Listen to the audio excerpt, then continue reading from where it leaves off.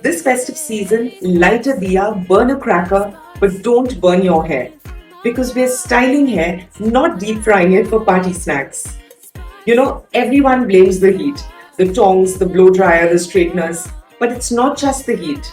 It's the heat with no product or heat with the wrong product combination that's actually cooking your hair strands while you think that you're protecting it. So simply put, any hairstyle has three steps: prepping the hair, finishing the hair, and holding the style.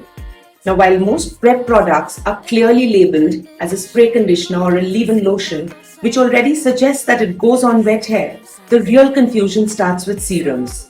They're so generalized that most people have no idea when or how to use them, and that's where the damage starts.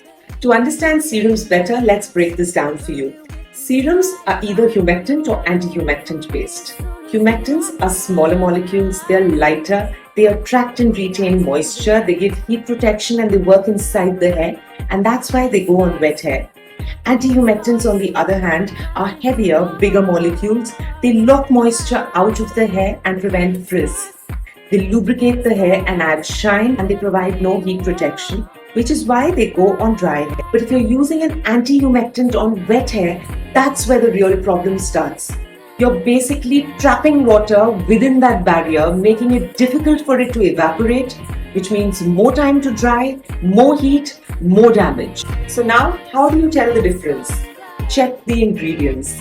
If you see glycerine, hyaluronic acid, panthenol, that's a humectant-based serum. Diamethicone, cyclopentasiloxane, or argan oil, those are anti-humectant serums or silicone-based serums. So this festive season, style smart. Before you grab that serum, check the label, use sizzle, and let your hair shine. Here's wishing all of you a very happy Diwali.